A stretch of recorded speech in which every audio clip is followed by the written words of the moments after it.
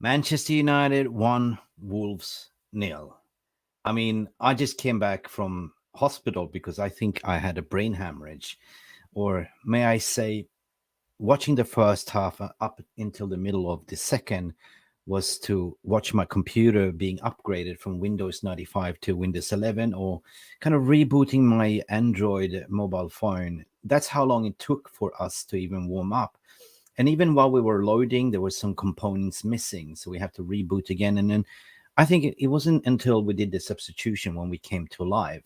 But it's a massive shout out. It's a massive 3 points, because if I remember how I felt last season with Erik ten Hag's first game in charge when we lost against Brighton with 4-0, or was it 4-1?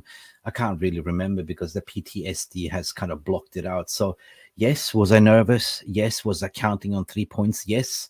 Were I over optimistic to say we were slapped in with 3 nils? Yeah, I think I was. But to show you today was to call a spade, that, some players out there are not really up to match.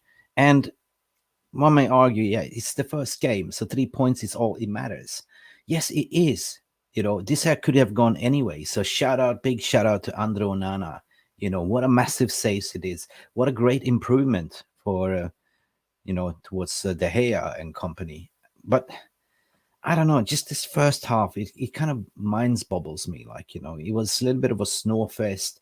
Maybe it was nervousness. I think it was nervousness.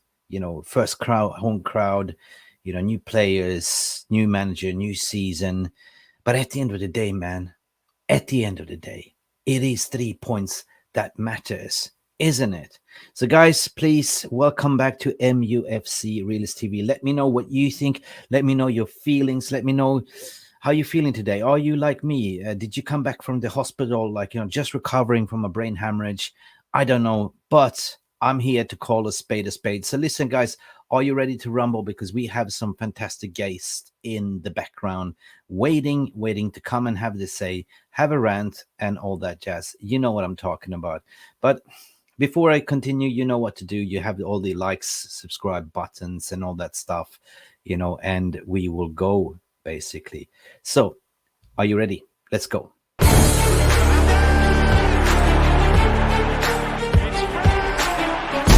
Has the Premier League ever been more challenging?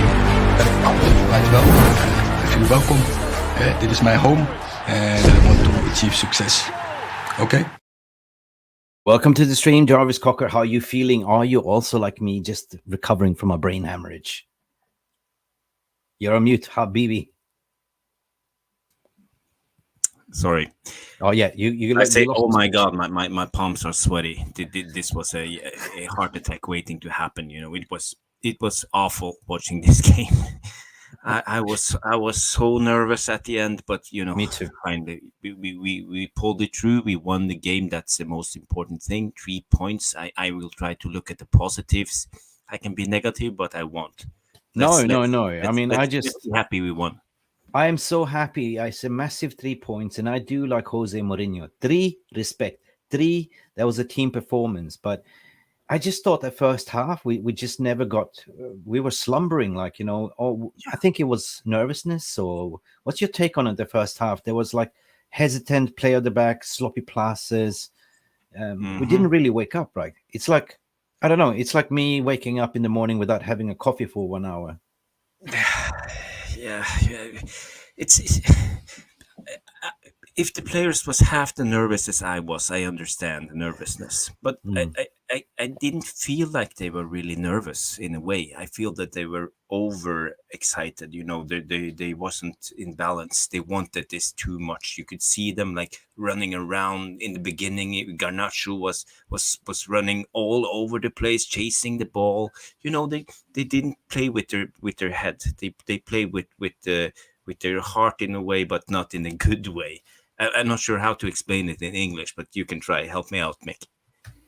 Okay, you run without your head and your heart, and then you cannot run at all. Is that what you're saying?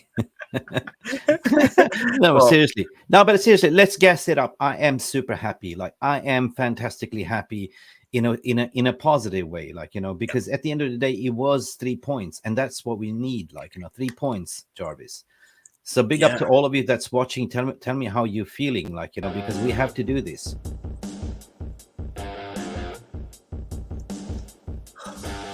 I'm tired. Let's get set up, people. Smash that like, raise your glass, whatever you're drinking.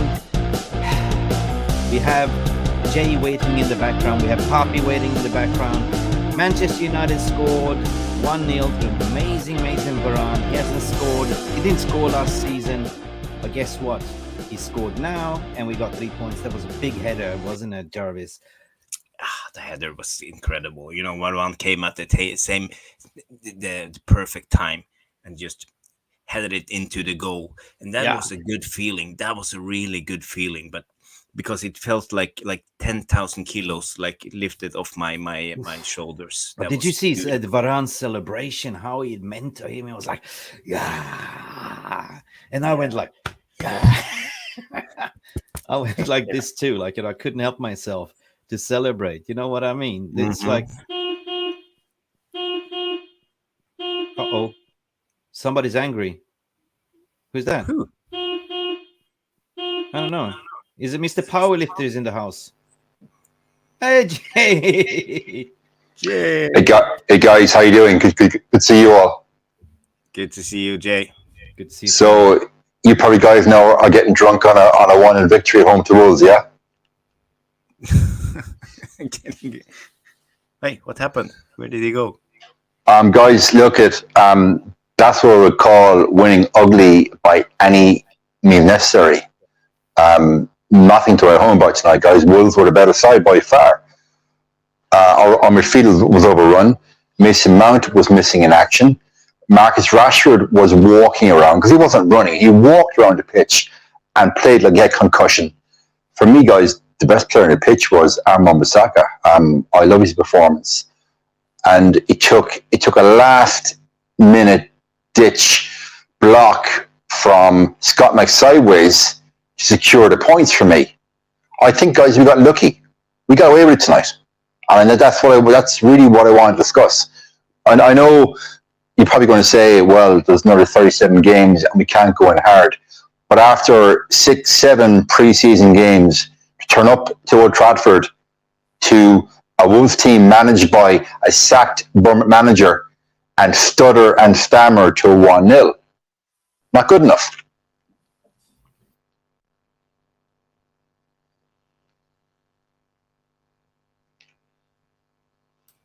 You're on mute.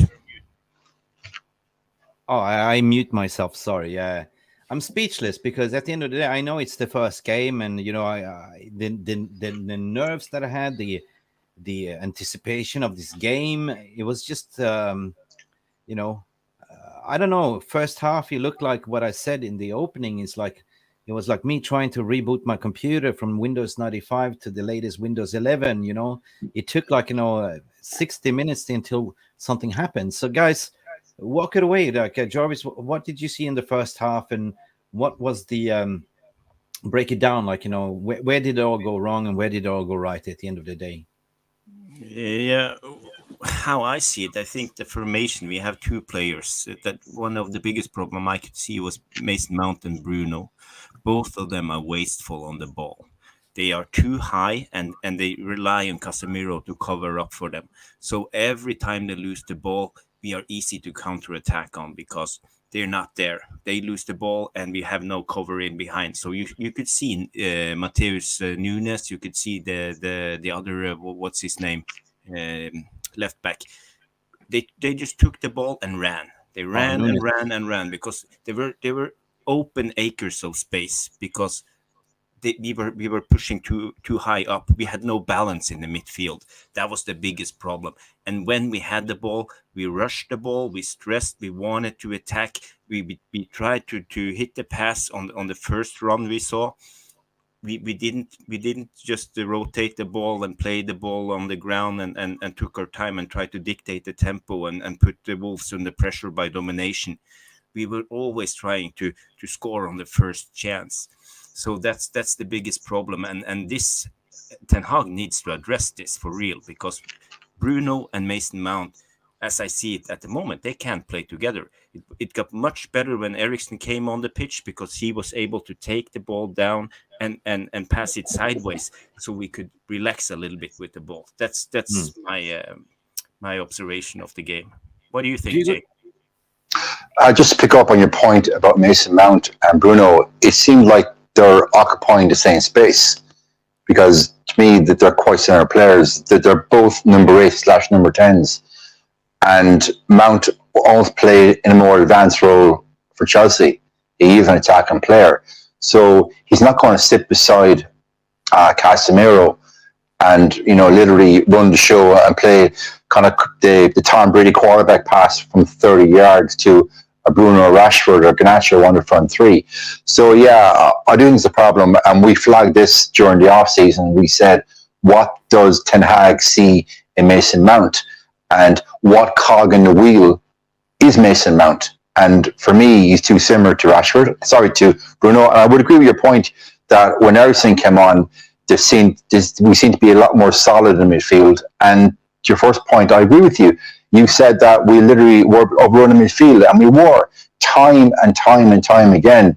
You could see the Wolves players taking the ball off the back four and literally running at us.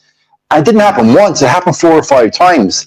And the difference is when they do it, they're so comfortable in the ball, they're waiting for the runners to join them, and they play a simple pass and obviously open up a shot. And I think there was one stage tonight where that young lad from Wolves with the long hair, I can't remember his name, he shot at Onana at the near post. I don't think Onana knew much about that. It just hit his foot at the near post. So had Wolves tonight been more clinical, I think they were taking us apart tonight.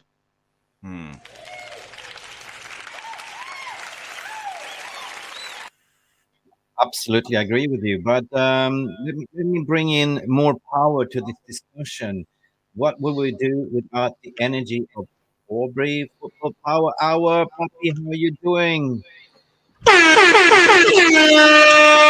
Just showing the energy that we won the 3 points, but all I can say is thank you, VAR. Yeah. Who's VAR? VAR, my friends troll me sometimes saying Varchester United, but today we were saved by VAR. We were also saved by the atrocious finishing of Sarabia and Matheus Cunha. And if it wasn't for them and how wasteful Wolves were, just as Jay was saying, we would be 4 goals down. Yeah, they couldn't finish the dinner, so all it needed for them to have another Weghorst in, and that'd be a 5-course meal. But yeah, we got lucky, to be honest. You know what I mean? So yeah, but 3 points, Pappi, 3 points, that's all we needed, right? I mean, but we didn't want them this way. I mean, I'll take them anyway if it's 3 points. But at the end of the day, it's like, this is not a nice way to, we played the most matches in preseason, so we should be up for the fight. We should be physically conditioned. But some of those guys look like they were still in preseason. Some of them look like they're still in America. Well, there was just some when we didn't have the ball, we had passengers, guys standing stationary, like poles, stagnant, not moving, not covering positions. And then sometimes when we had the ball, it's almost like there was a little bit of a lack of cohesion between what the attackers and the midfielders are doing. Mason Mount, Bruno Fernandes underhits the pass, overhits the pass. It was just distasteful to watch. It was a horrible watch along. Yeah, let's go to the VR room because people are also having a heart attack. First game of the season. I can understand people are nervous. Neil Driscoll said awful games. Wolves was the better team. Yeah, they look like it. We take that, what George Best is saying as well. Lee Parker saying that was the hardest game I had to watch in a long, long time. What the hell happened? I think it was jittery nerves, Premier nerves. But 3 points is what matters. Lee Parker's in the house, Neil Driscoll, everyone shouting out, Jamie Wayne, exactly say what happened, like shocking. I don't think it's embarrassing. I don't think it's shocking. Remember what happened last season, like in the opening game when we lost against Brighton at home. That was even worse. So we take this. We take this 1 point. I see it from the positive ways, and there's plenty of more games to go. But let me just shout out to the team here. Lisa Jensen is in the house. Who should get the man of the match? We will discuss the Lisa's as well. Let me see who else. RJ is also here. Man Enza, but been watching football for a very long time. I've never seen Onana tackle being given as a penalty. No. Guys, how about that penalty? Was that a penalty? Because I went nervous at the end. It's a goalkeeper. He's going for the ball. He's flying in the air. What is he supposed to do? Stop his air trajectory or what? That was a correct decision. Jay. Yeah, I mean, at the end of the day, it's a difficult one. It's a difficult one because it seems like he was fouled, but at the same time, Onana can't be a magician and change his trajectory in the air. It's like the way he's moving is moving that, and he has no mal intentions on the opponent. It's the ball that he's going for at first, and then it's just unfortunate that they come together in the way they did. That's just my feeling on it. What do you think, Jay? I think it's the old phrase, we got the rub of the green, that's a real home transition there. First game of the season, referees are still getting settled. In 20 games' time, we're away at Anfield, for argument's sake, or down at Chelsea, and that happens, the ref will give a penalty. So I think tonight we dodged a bullet, guys, personally. Yeah, he dodged a bullet. No doubt about it. But there's other things now. We could see obvious errors in our team. We could see the midfield wasn't in balance. We could see our striker, Rashford, he doesn't work as a striker. He was always best on the left side, and he is still best on his left side. When he's in the middle, he can't hold up the ball. He can't win any duel. Every time he gets the ball, he tries to run on the defender and dribble. That's the only thing he does. He's in a way too greedy to be a number 9, because we need a more fluent number 9 who can start our attack and bring the other players into the attack. But that's not the job Marcus Rashford does at the moment. So we desperately screaming for a striker, as I see it. It was a little bit better when Sancho came on. And Eriksen, we had a little bit more balance. We were better on the ball. We had ball players who could take down the ball and pass it. So it was a little bit better. But again, defensively, I don't think we even defend that as a unit. When we press at midfield, Rashford, as you said in the beginning, Jay, he didn't run. So Wolf could get us all the time. We were so deep. We were just hanging in the ropes in our own box, just knocking the ball out as fast as we could. We had no control of the game. So yeah, we were extremely lucky to get 3 points in this game. I think to quote a boxing analogy, we're like the boxer that spent the last 4 rounds of the fight just literally on the ropes and hugging their opponent, and then going into the last, you need a knockout win. Out of nowhere, the boxer launched an uppercut, and we get that win out of nowhere. I know it's the old phrase, we dodge a bullet. I said it already, but tonight, guys, if that is atypical of performances that we're going to see this season, I fear for us. And Pappi, you raised a lovely point. You said the players looked like they were still on pre-season, and I would agree. Like there was no press. Like, as you know, we all watch football a long time. You press the team. I saw no press tonight, and I think that's why Martinez in the first half was caught position, had to pull out that foul, because his teammates simply were not backing him up. And then, of course, he's got to come off. And to your point there about Rashford, if I saw a player at under 12 level act like Max Rashford tonight, I'd take him off at half time. I'll tell you, it's a disgrace. I'm mute, Mick. Yeah, I agree what you're saying there, Jay, as well. I certainly thought that the yellow card and taking off Martinez was the right thing to do, not to risk him for red. I can see what Ten Hag did, but at the end of the day, it was going back to the lineup by itself, by starting Mount and Bruno in those advanced positions, exposed Martinez at the back to actually receive that yellow card, 100%. I didn't think we were handling the ball was sloppy from both ends. The danger man, according to me, in the middle was the ball carrier Matheus Nunes. He was brilliant, actually. He was really good. Like, considering that he only had 3 starts last season, right? So where did he come from? I think that at the end of the day, we deserved that goal, but they also deserved the goal if they only could have finished the dinner, which they didn't. But yeah, this have gone 1-1 or 1-0 them. At the end of the day, what happens is 1-0 on the score sheet, and I take that. We kick on for the next game. I think it's Spurs, right? Or who are we playing next? Spurs away, if I'm not mistaken. Spurs away. Yeah, and Spurs just drew against. No, Pappi, bring on some. Give us your rant of the match today.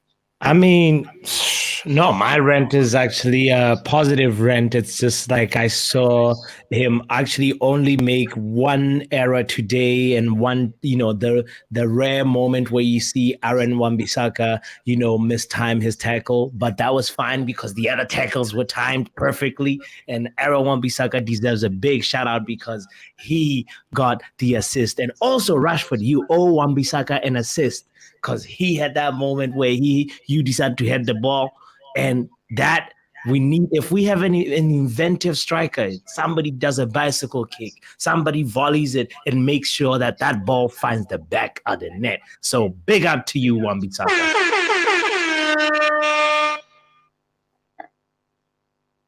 Oh, you're muted, Mick. But yeah, Jay, I guess that's what you were saying. Jay has we're playing the rant here. Okay, so Jay, what's your rant?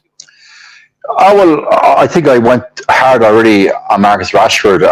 I sent out a tweet there during the game. I said, can anybody explain to me what is Marcus Rashford's football IQ and effort level, asking for a friend? So I'm going to ask you guys right now, what is Rashford's football IQ and effort level? Asking my 3 colleagues live on the show right now, because I thought he was a disgrace. Oh, Jarvis?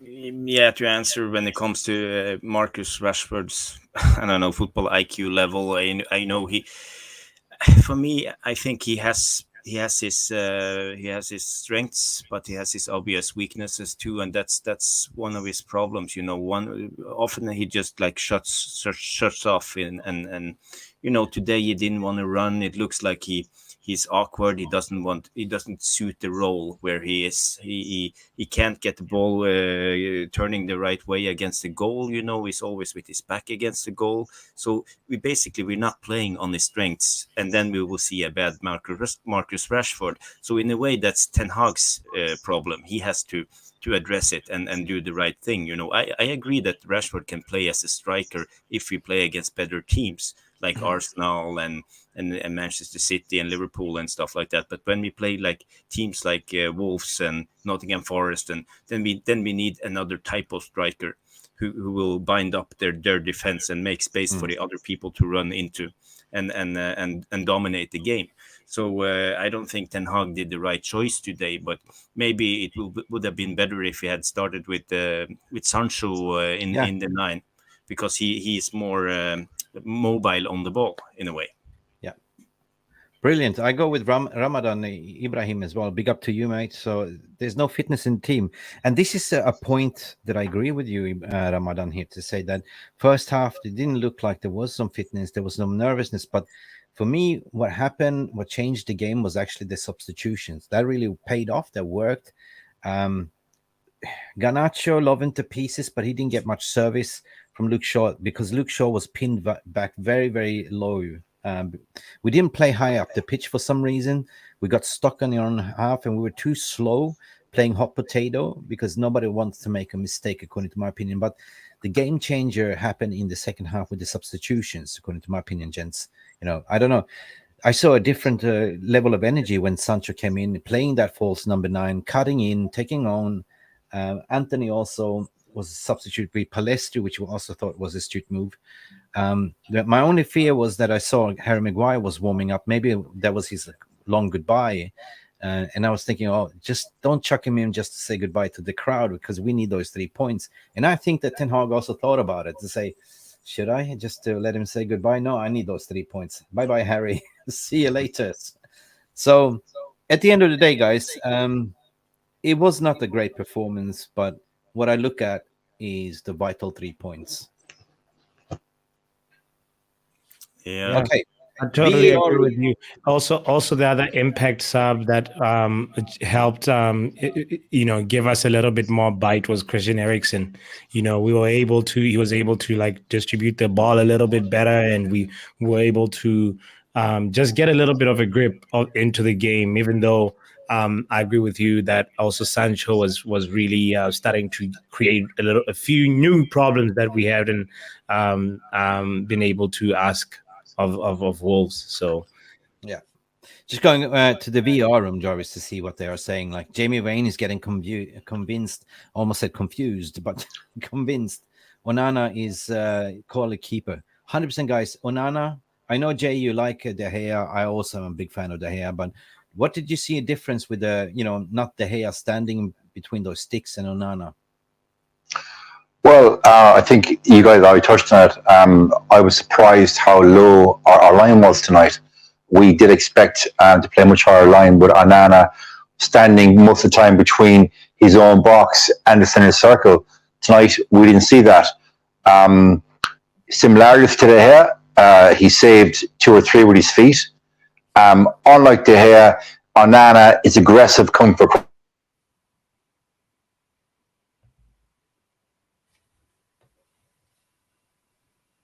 is certainly going to be a lot more aggressive coming for crosses, and as fans, we haven't cried out for that.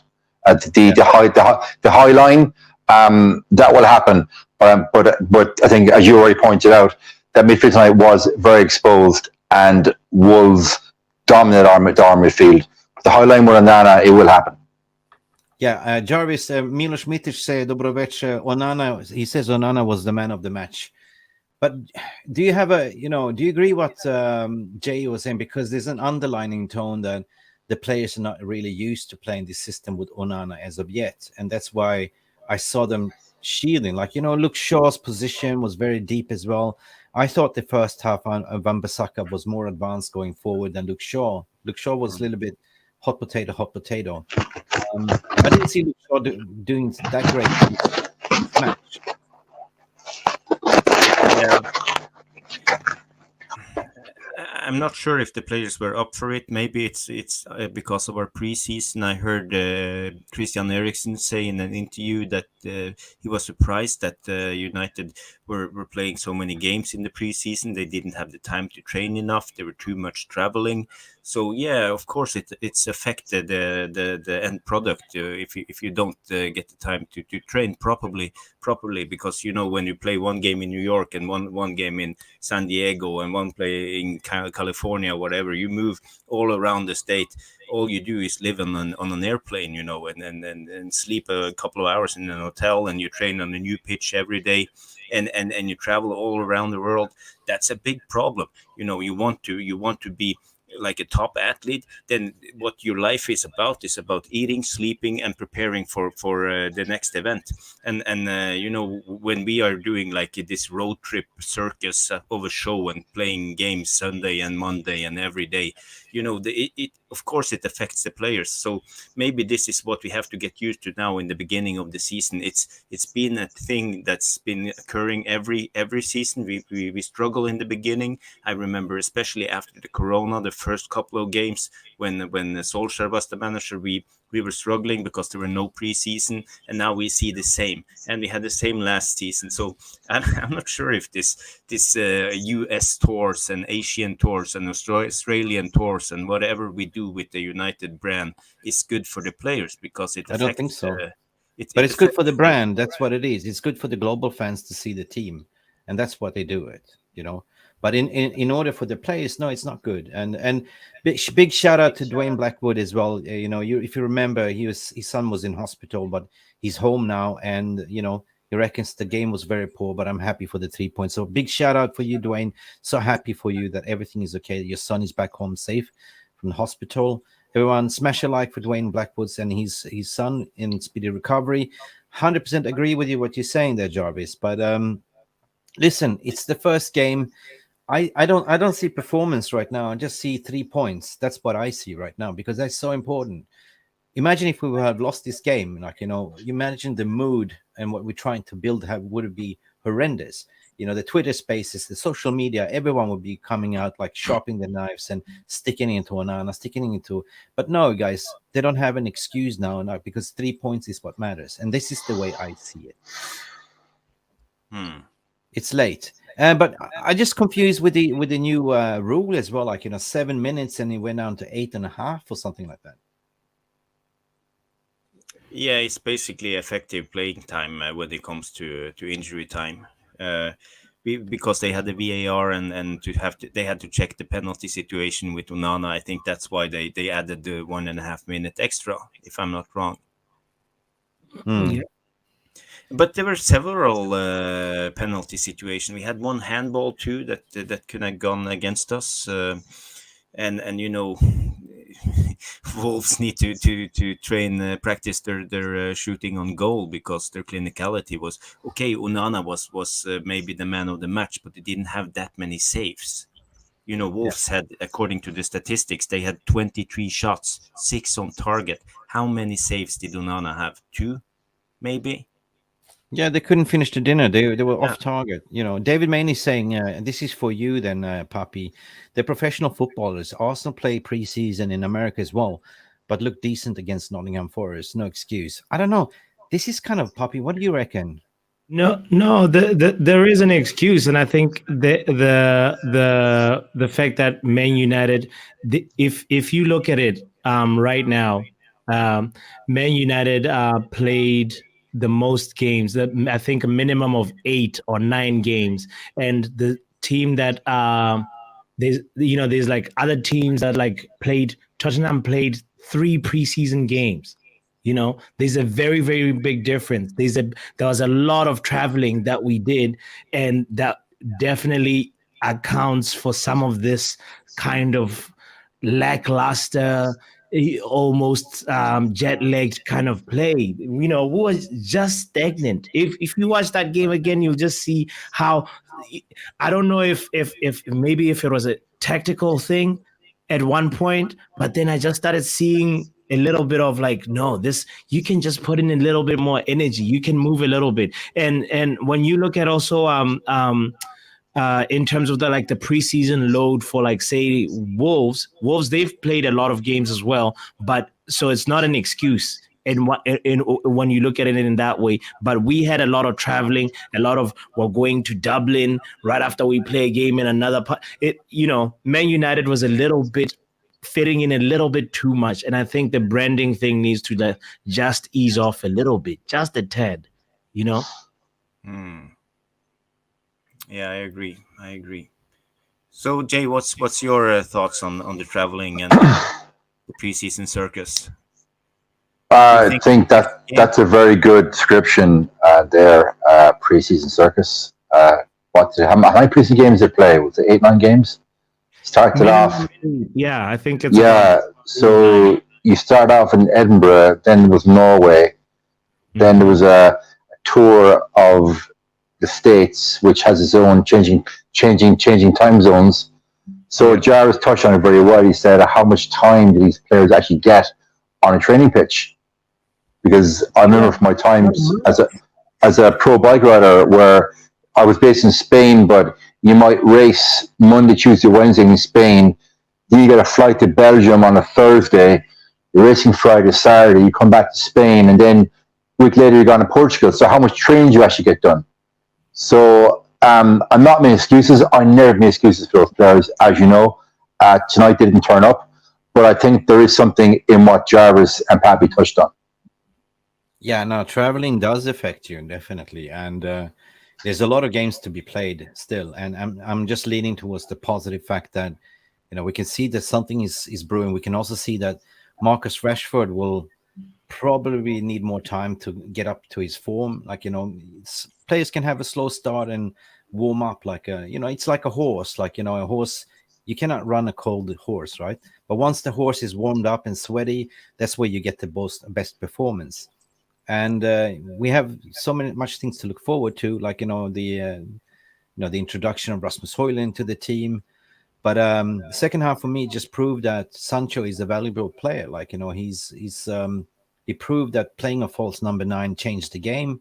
When he came on, according to my opinion, he was more attacking and dangerous, taking on the defenders the way he did, finding passes. Eriksson was good on his passes as well. All of a sudden, it opened up the game a little bit more because they also made mistakes in the middle. They were taking risks. I think they smelled blood. I think they went for it. They think, oh, we can win this. But, it's a fatal mistake what you do at Old Trafford. Bruno Fernandes, half assist almost, right? Because he assisted to Wan-Bissaka volley, and beautiful header by Varane. And I just love his celebration. Just guys remember, Varane hasn't scored. He didn't score last season. So this was his first goal for a year almost. So big up. It's very good, very good. I have something I want to talk about. It's the formation of Ten Hag, because we went out in a 4-3-3 formation as I can see it. Of course, we attack like we try to attack with the 3-6-1 or whatever. But the thing is, we basically played a 4-3-3. Last season, we always played the 4-2-3-1. And I think that affects the game. I see people are addressing this in the chat, how Bruno and Mount are playing together. But it's the all of the shape of the midfield that's wrong. And when Eriksson came in, we fell back to the old formation in a way. It was more a 4-2-3-1 as I could see it. So I think that's also affected the game in a way, because when it comes to relationships between players, where are the players? Because the game goes so fast that you don't always have the time to see where people are. You have to, like, on instinct, play the ball in a way. And when you're used to playing one formation and you suddenly change it up, it's difficult. So if Ten Hag is going to imply this 4-3-3 formation this season, we have to give it a little bit of time, because as we said, they haven't had enough time to train or implement it. Oh, mute Mick. I just mute myself because I don't want to have echo, so I forget to unmute myself, so I do apologize. ITNT is saying, Sancho's style is invaluable in this squad. He's calm. It's a different Sancho that I see, ITNT, to be honest. He does make a difference. And the fact that he's rumored to leave Manchester United, I don't believe it, to a West Ham or to a Aston Villa. I don't think so. He's too valuable. But to go on your point, what you're saying there, Jarvis, I think that Ten Hag knows that certain players are not ready. He said it in the pre-match interview, second embargo, that everyone needs to be up to the same levels and standards and the rules and principles, and that's why he's not playing the likes of the new recruits, what's his name, Rasmus Højlund. However, Mason Mount has been part of since the preseason, so he was very good off the ball, but to play both him and Bruno, it's proven that it's not going to work, not in this position. Maybe he thought that, okay, we're going to play more attacking, we're going to have more possession. But the overall, I think he was surprised by the way they lined up and how they were brave and press us. Lucky for us that they didn't capitalize at the end of the day, because they had chances. But I want to talk about the man of the match as well. I want to see who the man of the match is. Onana, for me, did massive saves, showed you what a good goalkeeper is. I'm a little bit critical to the back line, how slow they were for the build-up of play. They didn't really catch up what Onana wanted to do. Maybe that was me watching the game. And Marcus Rashford, I'm not going to criticize him because I know he will become good. I think he's just a little bit slow off the races, like a Harry Kane last season as well. He only came to form mid first half season, started scoring goals and ended up scoring 30. So I want to ping it across the room here. Guys, who is your actually stand-up performance of the game today? Before we address the standout in a positive way, can I just address a standout player that I want to ping back to the room and say, there's a guy called with our number 7 shirt who has 0 aerial duels won, 0 crosses, 0 tackles won, 0 chances created, 0 goals, and ultimately, obviously, 0 assists. I know it's just the first game, but the preseason was not looking bright. And the first game, when it's starting to count now, it's like, well, I'm just curious how the room just feels about his performance, just as we've been talking about other players like Onana as well today. I go with Okay. Pappi, tonight we 2 passengers, Rashford and Mount. Was Mount overawed by his Old Trafford debut? Who knows? He played pretty much every game pre-season. He wasn't exactly putting up trees last season for Chelsea. Season before, he was, I can't recall his stats, but so I said at the start of the show, clearly Ten Hag sees something in Mount that the rest of us don't. Personally, if I got 50 million to spend on a midfielder, I'm not buying a Mason Mount with 1 left in his contract. Not a chance. Because I already have an Eriksen there.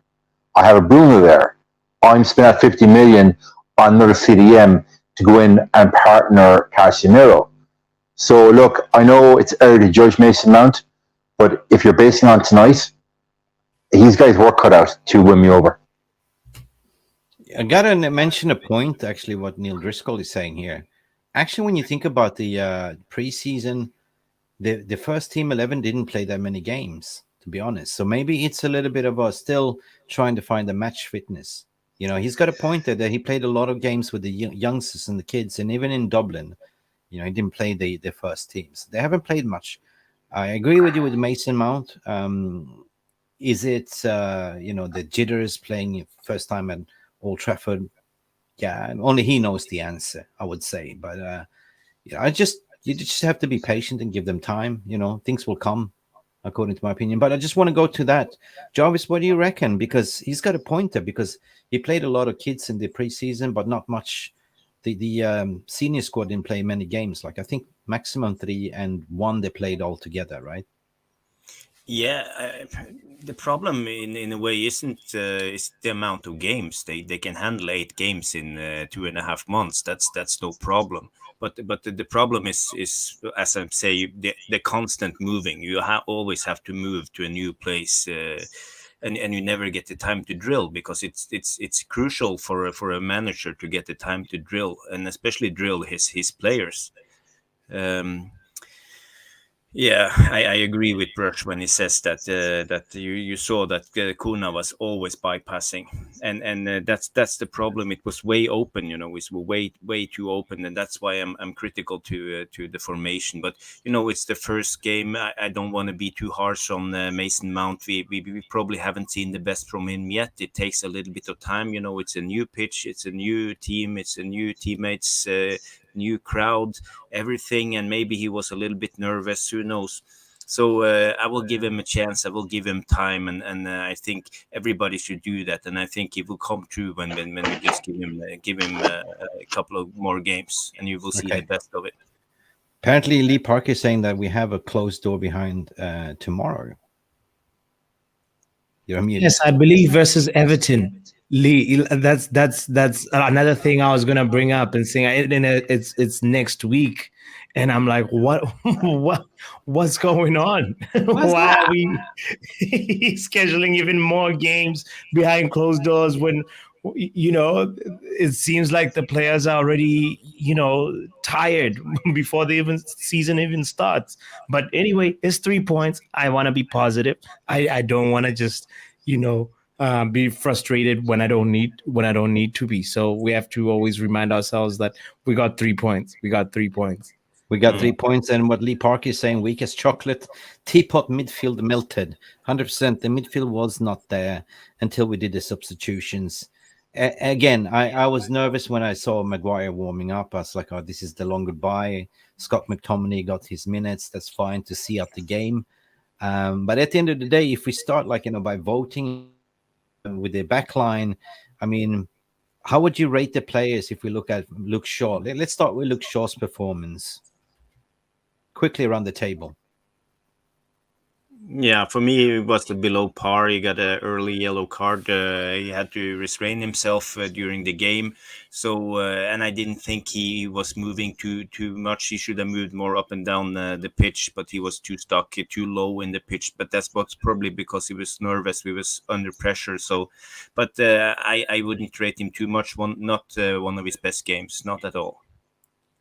So, score 4, 5. Yeah, I give him a 5. 5. Pappi? Yeah, I was gonna give him a 4 because there was nothing. He just didn't have any chemistry with Garnacho, and that's what usually our left-hand side is like good from the fullback and the winger having a little bit of chemistry, and it's gonna take time to develop that. So because of that last minute clearance that he had, yeah, I think it's a 5-6 for me for Luke Shaw. Okay, Jay? Yeah, how many competitive games has Luke Shaw played with Garnacho? Very few. Normally, he's got Marcus Rashford playing in front of him on the left-hand side. So I don't want to go hard on Luke Shaw too much. He's a good lad, good pro, decent player. I rate him. So just give him 5. Move on. Yeah, 5 for me too. As I said, it ties in perfectly that I said that, Garnacho never got liberated. Garnacho never got his balls in a way. And Luke Shaw was well too pinned back, like he was playing with Maguire and David De Gea. So there was moments where he was just standing there on the byline, pretty much on the sideline of the 6-yard box, waiting for Onana. And even with the guy, if we move on to the next transition, we go with Martinez. I think that was the worst performance I've seen Martinez play for Manchester United. So I will give him a 5 there as well. He was lately, when he's been playing for Manchester United, he's taking too long holding up the ball too much. Like he's not transitioning the ball too fast. Not the way that I want, not the way that I used to see him. He's holding up the ball too much, holding. And maybe that's deliberately been told, but I just don't like it, Both them, Shaw and Martinez, for some reason, were not at par today. So I give them 5 as well. I don't know what you're saying, Jarvis. Yeah, when it comes to Martinez, I think you are right, Mick. When it comes to he holds the ball, but why did he hold the ball? Because the movement in front of him. The only player he had who was open was Casemiro, because both Mount and Bruno was too high up. There was too much stretch into the team, so that make it difficult. Because we know Martinez, he wants to play the ball forward. He wants to be creative. He wants to try to help the team and do good. So I think that was one of the problems, because it's also structural problems, not only Martinez. But yeah, I agree. Martinez had one of his worst performances. Yes.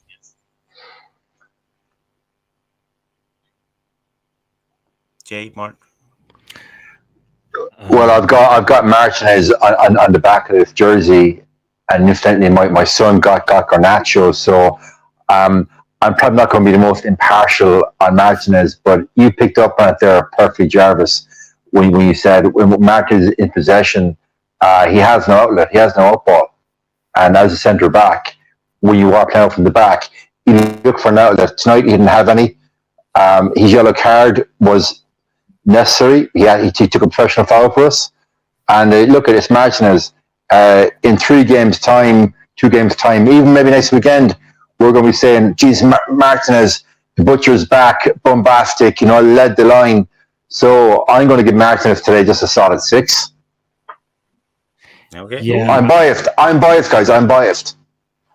Yeah, no, I forgot to give him a character. I'm just going to say I gave him 5. Yeah.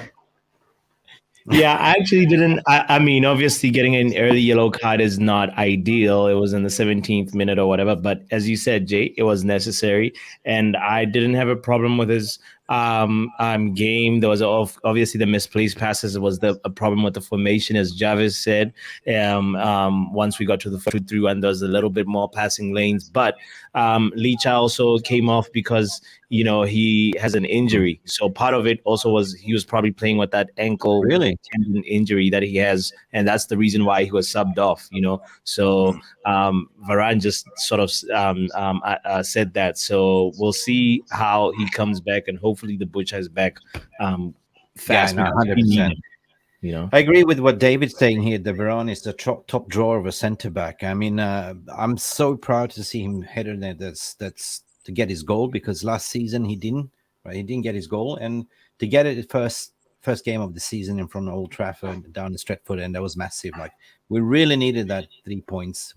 A big strong header, but also leads back to the two man of the matches, according to my opinion. That was actually Varane and also Aaron Wan-Bissaka, you know. So let's start with the Varane, guys. Like, for me, Varane was top solid, top notch. I would definitely give him a 7.5. Yeah. Now maybe Pappi can go first on this. Yeah. He I never saw him get caught out. He was, such a solid, reliable player throughout, and he'd draw, like, the stability that he brings to the back line is so understated. So I just want to say that was a really, really amazing performance, and the fact that he timed his how to help outnumber the opponent, gaining numerical advantage in different zones at the right zones. That's what football is all about, and that's what the tactical, like, our tactical prowess is all about. It's like, when are you going to dominate which zones and how? And Varane got into the right place at the right time, and that right there is, for me, a 9 out of 10. A 9. I changed mine to 8 then. Okay, god damn it. Jay? I think if you're a kid watching football and you want to learn how to defend and not get caught under pressure and lose your head, you watch a cultured, composed defender like Varane. He's called Mr. Champions League, World Cup winner. Look, he's a natural born leader. I think he's the unsung leader in that team. I think he really, really is the unsung leader, and he's not the kind of leader that we have with Bruno, where Bruno is mouthing and moaning and his strongest all the time. Varane leads by example. And tonight, it's 0-0 at home, and him having the strength of mind to push forward at that point. And he's telling Lindelof, listen, you stay back, I'm going forward here, win you a goal, and work well, and saw the space created with the run by Wan-Bissaka to win the header. That's leadership. And also, it's years of experience as an elite player. So 8.5 out of 10 Varane tonight. Yeah, very good, very good.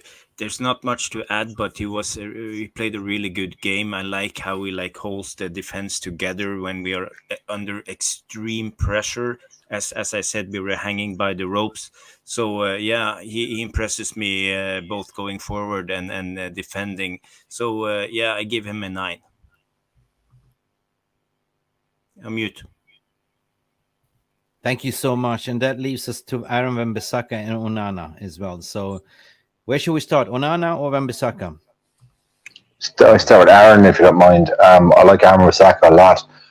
Aaron Wan-Bissaka used to get a lot of stick under the Solskjaer era, because literally Wan-Bissaka came as a super right back from Palace, played for Solskjaer, didn't get coached for almost 3 seasons, and regressed as a player.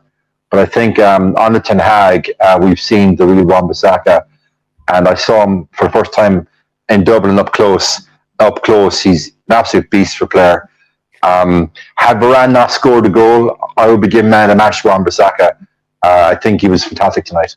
Almost pushing forward, almost looking for an out ball, and as well, something I've noticed coming into his game, he's talking a lot to Varane and to Martinez, communicating with them an awful lot as well. So I think going forward, if Onana can start finding Wan-Bissaka when he pushes up past the halfway line with his out balls, we could be a force on counter attack. Yeah, good points, Jay. I agree, and I just want to add, when it comes to Wan-Bissaka, you could see him now. He has adapted tactically, yes, and he has adapted technically, yes, but he has also adapted mentally. Now he's Yeah. starting to be older. He's more of a Mm. leader. You see him shouting, talking to the players, and that's really impresses me. So I'm really happy with Aaron Wan-Bissaka. I give him an 8. Okay, an 8. I I'm have also to give Wan-Bissaka to an 8, a 9, because he created in the first half. He created our only standout chance, really, and then in the second half we got the assist, and he should have had 2 assists. I don't understand why Milos wants to say 7.5 and Roger says 6 for Wan-Bissaka when he is one of our standout players. All I'm gonna say is, Dalo, you better learn how to tackle now, because it's going to get even harder to get in front of that guy. Yeah, guys, brilliant. I agree. Guys, vote for the man of the match. We have 3 contenders. 1 is actually for Varane, 2 is for Onana, and 3 is for Aaron Wan-Bissaka. I want you to engage, and we will come to Onana as well. I give Onana a 8 as well, for sure. I give them both 8s. I give Aaron Wan-Bissaka also an 8 because it was outstanding. Aaron Wan-Bissaka is the much improved player out of them all under Ten Hag, according to my opinion. Coming back in January, a lot of fans wanted him out, wanted to send him out alone or sell, but he rose to the challenge, and that's what we said. Ten Hag gives them second chances, sends them a way to improve. If you don't improve, off you go, out you go. And that's what probably you saw, Maguire, he went for a personal training 3 weeks, did Rocky Balboa, came back, nothing's changed, at least. Sancho did change, Aaron Wan-Bissaka changed. We saw the fruit of Ten Hag's man management. But yeah, for 100% for me, Onana, such an improvement.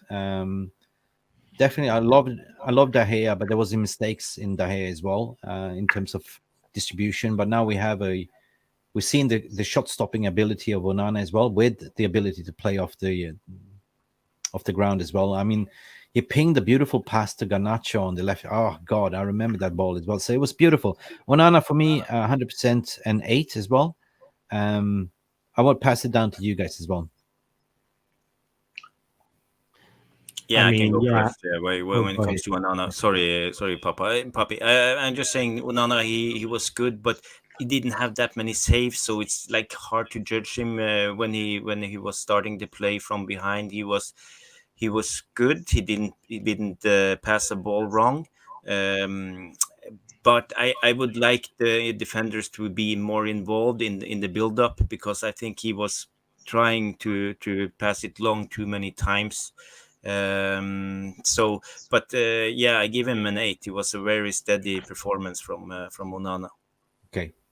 Edward Reed's mentioning a valid point, guys, before I continue. The Aaron Wan-Bissaka seems to be a natural fit. Some people have that in sports, 100%. Just take one example, Adama Traore, his natural fit, or is he doped?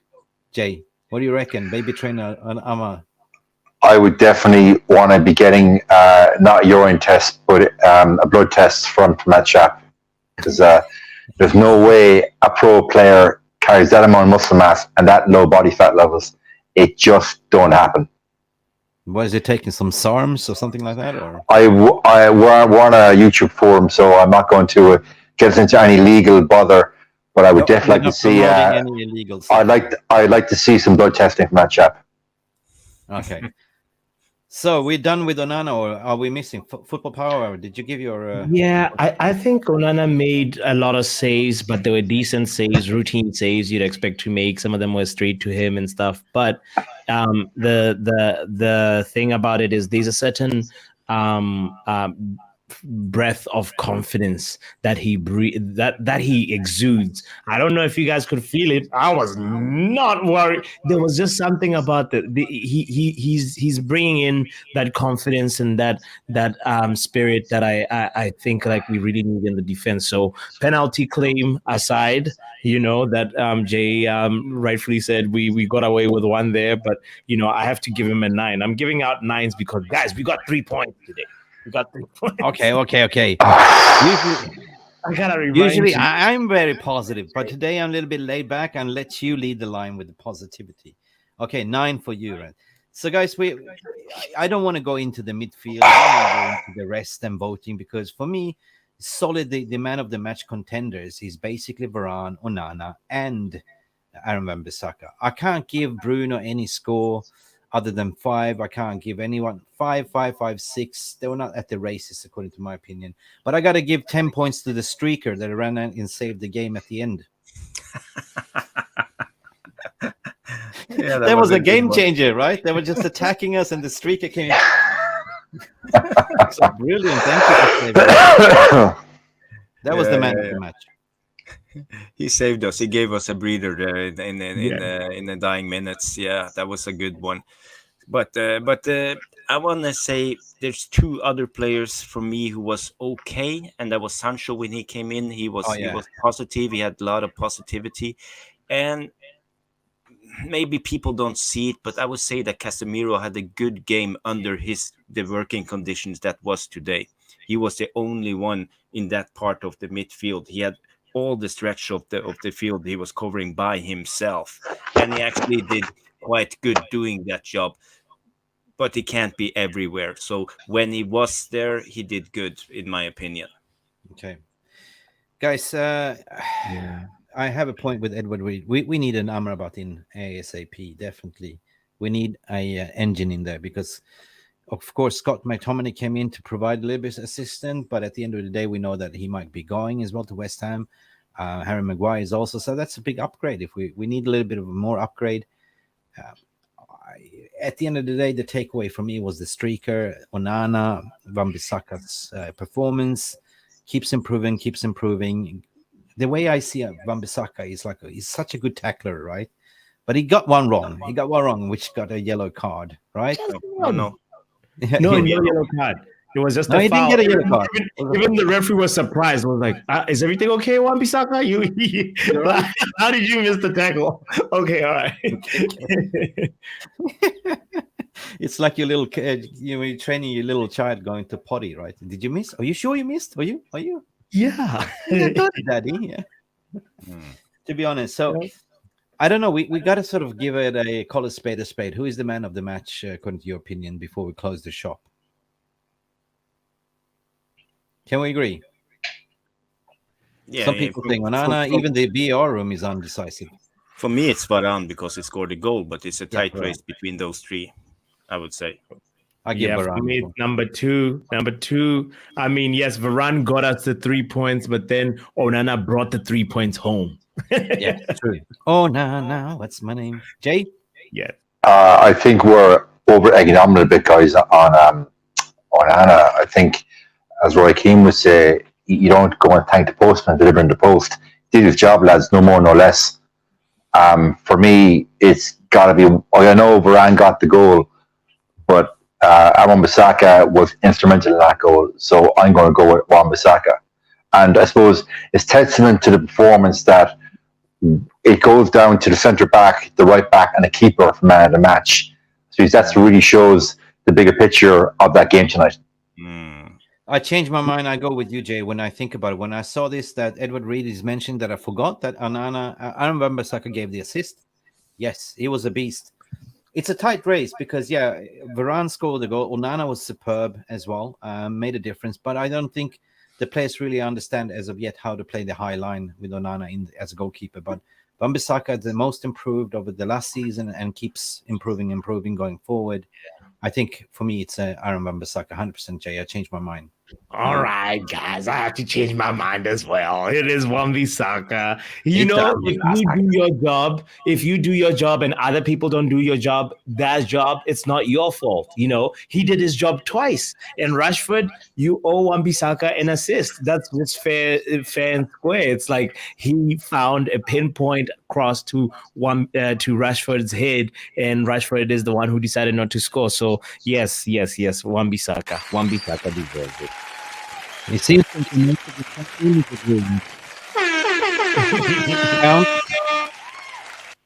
When I count the chat, most of the chat room in the VR room says I'm Aaron Wan-Bissaka. I think it's anonymous. It goes to Wan-Bissaka. Even Stephanie Griffin, which is our lawyer moderator, saying that, you know, even that she's blind, she says, without a shadow of a doubt, Darren Scott saying Aaron Wan-Bissaka all day long, 100%. So gimme all night long. Gimme that Aaron Wan-Bissaka song. Before we end this, I just want to address something that I saw, but it's about Anthony Dos Santos. He haven't improved at all. It's still at the same level. He did this thing today, a lot of like hips and hops, but no end product at all. And when he passed his man, he couldn't cross the ball. He couldn't find the pass. So it's always the same with him. So for me, I think if he don't improve his game, he has like 5 to 10 games for me, and then after that, I will be shouting for Pellistri, because I think he's a better player in my mind.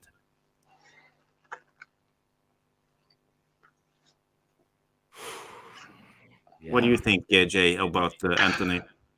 Look, it's a fair point. He's been labelled a show pony by many elements of the fan base, and I would agree with what you said there.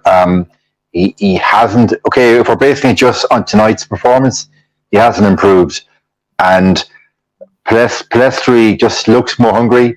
He's more direct. Pellistri's your old school winger, wants to beat his full back by crossing the box. Whereas Anthony, he's very one-footed, as we've seen. And I think defenders sussed him out very, very fast. You got to give him maybe 5-6 games. Jarvis, I agree. But at that point, will Ten Hag have the cojones to say, okay, I've messed up here on the Anthony transfer, and Pellistri is a better option? We shall see. Time shall tell. Yeah, Pellistri, when he came in, I mean, I said the positive of this match was the substitution. You know, it's a positive headache for Ten Hag to see, like, you know, the Sancho, which everyone was slagging, even we were doing a show, what should we do with the broken Sancho? We have the answer. We have the answer of Pellistri. We have the answer in potentially having an Alvarez as a left back as well, if something goes wrong, because Malacia, I don't know what's going on with him. He hasn't played the whole preseason. He's injured. So we don't have a backup unless Brandon Williams stays. But, you know, I rate this youngster, Alvaro Fernandez, a lot. So it's going to be interesting to see because we're playing like Spurs away at Spurs Stadium. What's it called? Not Spurs Stadium. What's it called? Yeah, Tottenham Hotspur Stadium. Isn't that the name? Yeah, Spurs Stadium, yeah. So that's the big challenge as well. And they're not really in form either. So, yeah, I mean, I don't know. It's early. But massive 3 points, guys. That's all it matters right now. All we have to do is just... it's a wake-up call, like, you know. It's just you wake up from the bed, Jay. You know how it is. You wake up 6 a.m. in the morning. You're not hitting ground running straight away. You need your coffee, right? You're sluggish. Instead of toothpaste, you put your soap on instead, and you know what I mean. It's like, come on. Yeah, well, after tonight, the guys need to take some pre-workout before the next game because they were sluggish. Yeah, we're not promoting any of those substances, what we discussed earlier, but you know what I mean. Get the coffee in, lads. Get the coffee in for next game. Yeah, 100%, 100%. And just remember, for one positive thing for upcoming.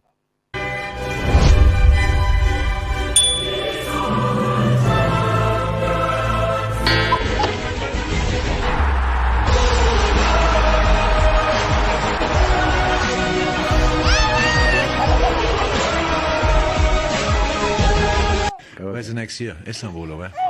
Chelsea fan. Yeah. Book the hotel. Put it in the diary, yeah. He's gonna pull more than his hamstring this transfer market, because Chelsea looks like they robbed him from his first targets. They don't have any midfielders.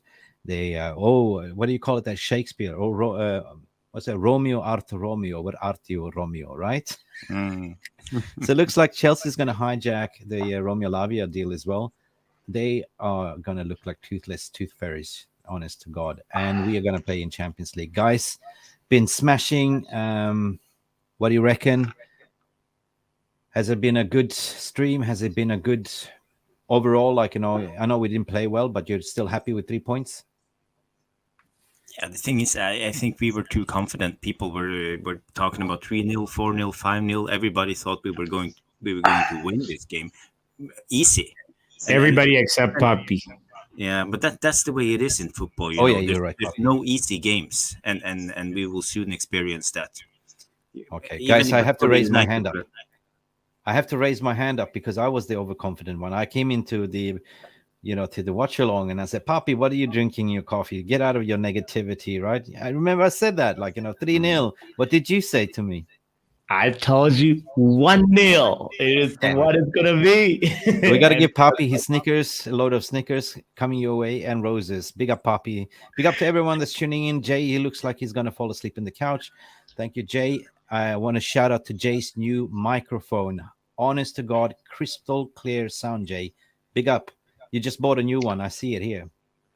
Yeah, it's like a old mic from TV where you go into a studio and they mic you up, little girl's microphone, but it'll do the job. Now you have better sound than us. It's like, what's going on here? No, guys, brilliant. I will get you back the night. Good night, everyone.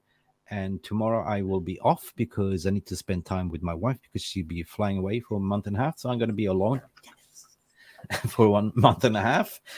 More streaming. More streaming after that. So other than that, we see you on Wednesday, I guess, because we have a show on Wednesday as well. So we started the Fantasy Premier League football, so we're going to review how we're going there. I picked the team. I see, Jay, you're doing smashing fine in the table as well. Look, it's a long way to go, but I think already Jarvis and I are going to have a ding-dong battle. My Jarvis, it's going to be ding-dong rough too. I just know it is. Oof. No I didn't way. do well. I chose Bruno as captain, so I only got 6 points on my captain, and everybody had Haaland. So, Jay, but we will get back to that later. Yeah, Jay, of course. Jay, when you say ding-dong battle, do you mean this? You have the ring, and I see you. Who's got the biggest Schwartz? Nice, something like that. Yeah, something like that. But yeah, but I'm looking forward. I know Jarvis. We spoke previously. You're a big fan of it. You've been playing for years, so I think it's going to be a good battle between us. I'm looking forward to it. Of course, it's all friendly rivalry. It's all good fun. Yeah. Listen, guys, we got to close the shop. It's late where I am. It's 20 past midnight. I'm tired. It's been a long day. We've done 3 streams today. Pappi is also tired. He's been sitting there watch along. Big up to all of you. Big up for tuning in. Don't forget to smash that like button down below. Get this video up to 100 likes at minimum. But just stay beautiful, people. Stay positive. We kick again. We've got 3 massive points, and we're playing Spurs over the weekend as well. Next weekend, is that all? Yeah. Yeah. Saturday. Guys. Yeah. So big up to all of you. Big up to Jarvis Cocker. You can find him there on Twitter as well at Bowley77. Same with me. Same with Pappi as well. Power Hour and Jay as well. Good night, people, wherever you are, and wake up smiling tomorrow because we got 3 points. Been Mick Ruby, Jarvis Cocker with Jay Daly and Power Hour. Good night, people. That's all for us. Peace, love, and Onana. 5, 4, 3, 2, 1.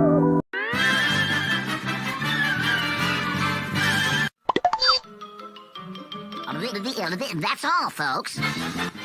Thank you so much for stopping by and watching MUFC Realist TV. Don't forget to like and subscribe and follow us on the socials.